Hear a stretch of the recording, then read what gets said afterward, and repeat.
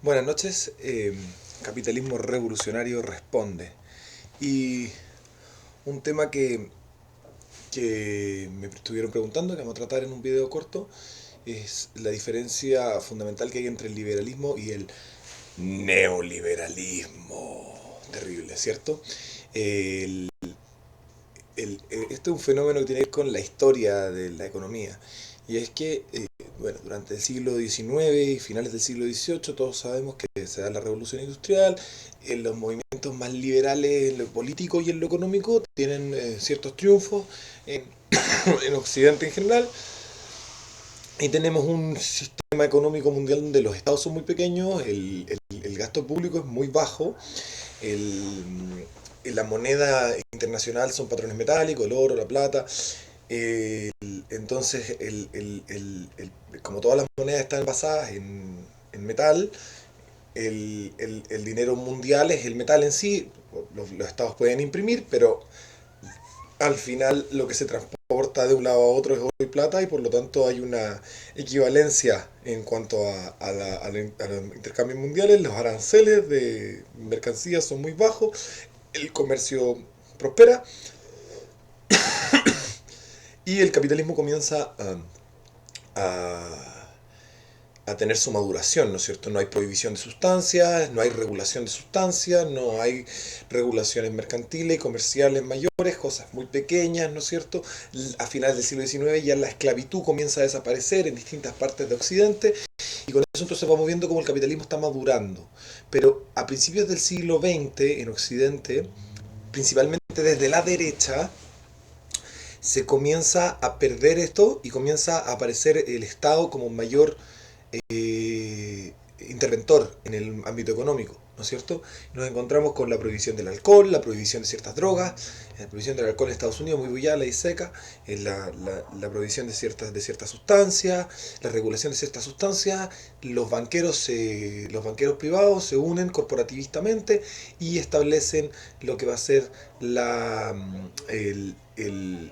bancos centrales y los impuestos de renta, con los cuales van a sostener estos bancos centrales y con los cuales van a sostener un Estado que les va a permitir a ellos tener unas barreras de entrada que les haga más fácil mantenerse en los negocios. Por lo tanto, los monopolistas del siglo XIX que alcanzaron su condición dentro de una situación de libre mercado, alcanzaron una condición de no monopolistas reales, sino de monopolistas naturales, es decir, elegidos por el consumidor como mejores productores y mejores oferentes de bienes y servicios, pretenden sostener esa situación usando la fuerza coactiva del Estado, y entonces tienden al socialismo de derecha. Y ese socialismo de derecha va a tender a colapsar la economía global en la Gran Depresión, y comienzan a tener mucha preponderancia las ideas de este economista inglés que es John Maynard Keynes.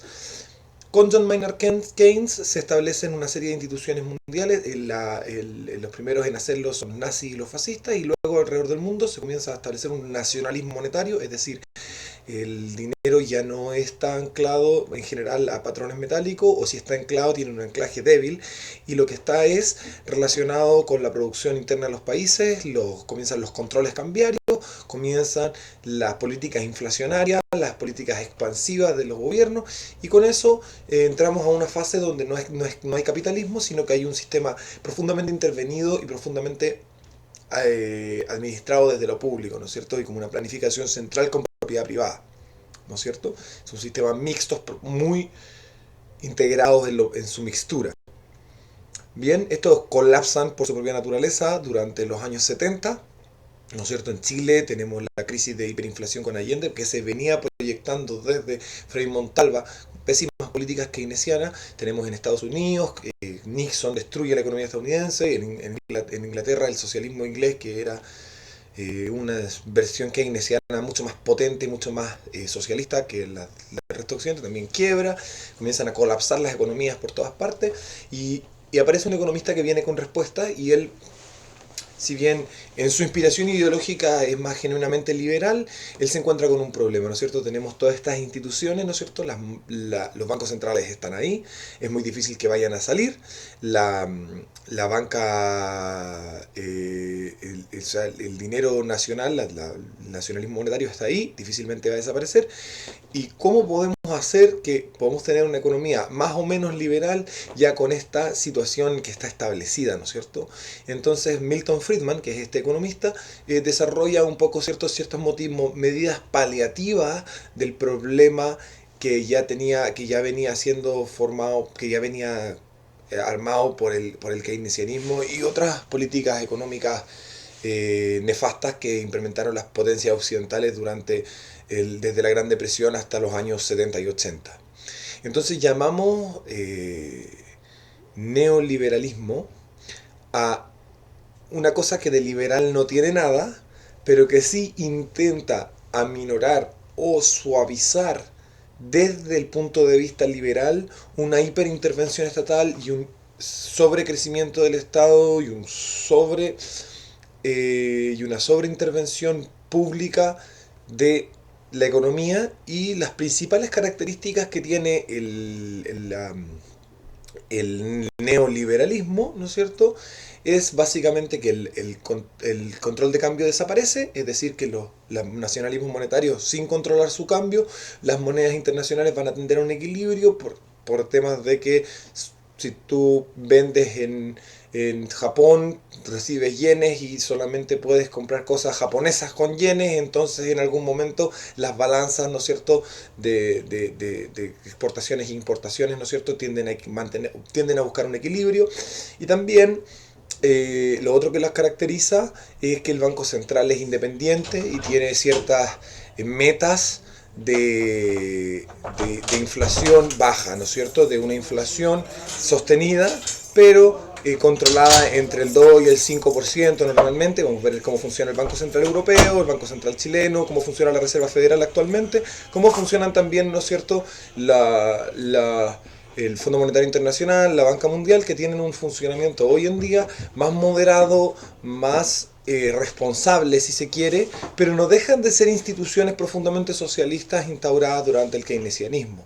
A lo que llamamos entonces neoliberal es a una aminoramiento del daño socialista generado por las políticas keynesianas realizadas en la mitad del siglo, mediados del siglo XX. En contraposición tenemos, ¿no es cierto?, la postura liberal de toda la vida, ¿no es cierto?, implica cero intervención del Estado en las actividades económicas, cero prohibición de sustancias, cero regulación de sustancias, cero control de la actividad comercial, y implica que los dineros no son controlados por el Estado, que no existen los bancos centrales y que no existe el nacionalismo monetario, y por lo tanto los flujos monetarios se ven obligados a tender a patrones reales o a tecnologías modernas como lo son hoy en día Bitcoin y otras monedas de tipo criptográfica. Bien, esa es básicamente la diferencia fundamental. El neoliberalismo no es liberal, se le llama neoliberalismo porque es un aminoramiento desde el punto de vista liberal de los daños y de los errores cometidos por el keynesianismo en el siglo XX.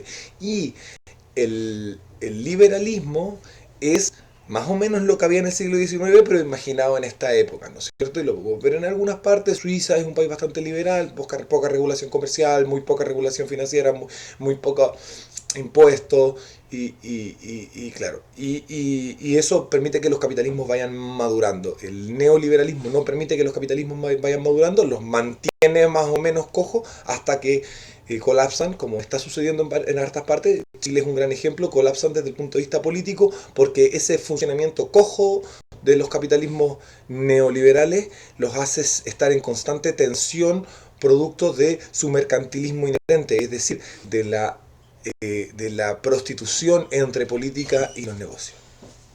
Eso ha sido la explicación de esa pregunta. Buenas noches.